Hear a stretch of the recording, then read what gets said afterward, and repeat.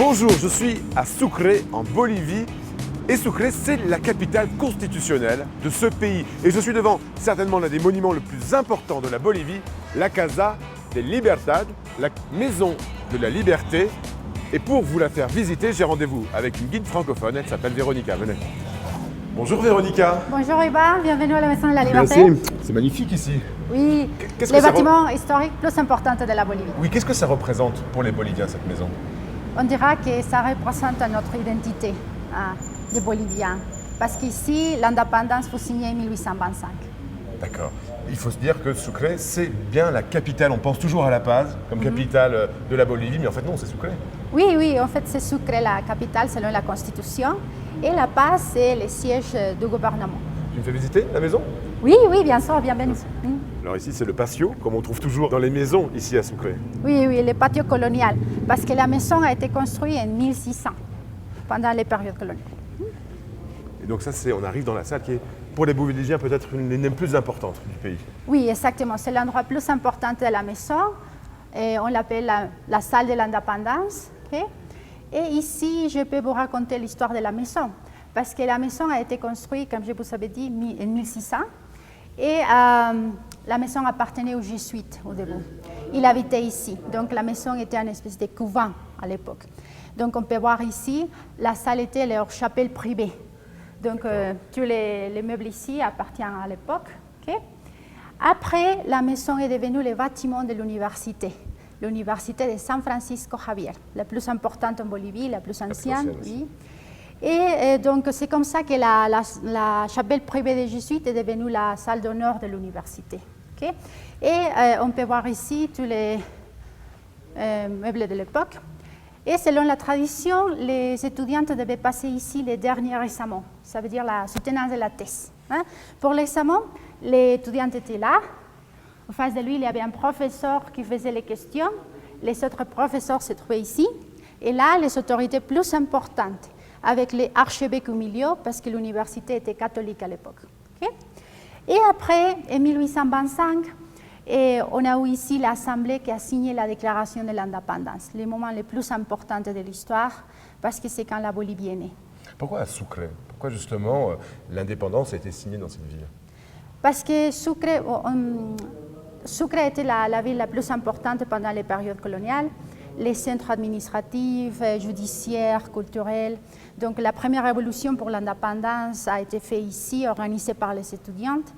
Et donc après, ils se sont réunis ici et ils ont signé la déclaration ici. Alors, les gens ne savent pas forcément qui est Sucre.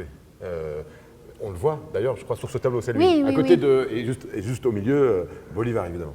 Oui, les libérateurs les plus importants, c'est Simon Bolivar. Donc on peut voir son portrait au milieu. Hein. Et à côté à gauche, Antonio José de Sucre.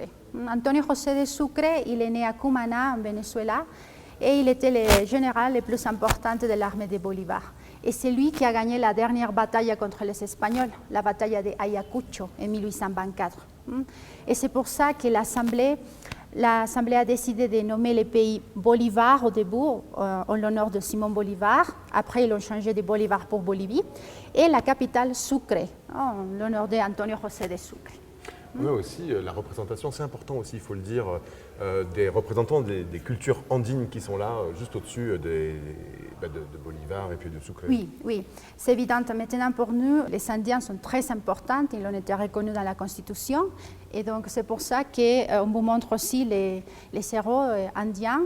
Et Thomas Katari, Bartolina Sisa, Tupac Katari, ils ont organisé une révolution pour l'indépendance, mais avant la guerre de l'indépendance. Donc on dit qu'ils sont les précurseurs de l'indépendance. Révolutionnaire.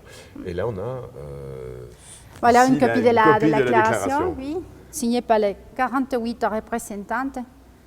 Ils venaient de La Paz, Cochabamba, Santa Cruz, Potosí et Sucre. Et ici, la femme la plus importante de l'histoire de la Bolivie, elle s'appelait Juana Azurduy, elle est née ici et elle était métisse, son père espagnol, sa mère indienne, et elle a participé dans la guerre de l'indépendance. Avec son mari, Manuel Asensio, ils ont organisé une guérilla et avec la guérilla, ils ont participé dans plusieurs batailles.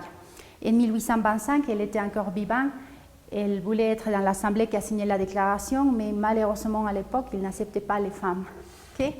Donc après l'indépendance, on peut dire que personne ne lui a reconnu.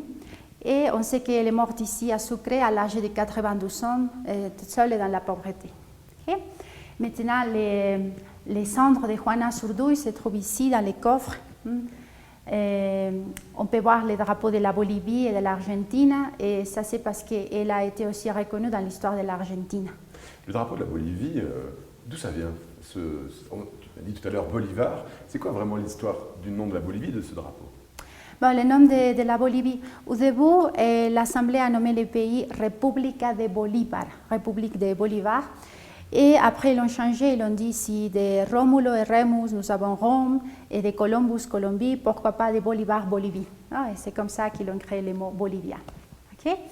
Et le drapeau de la Bolivie, ils ont créé le premier drapeau en 1825, mais était différent.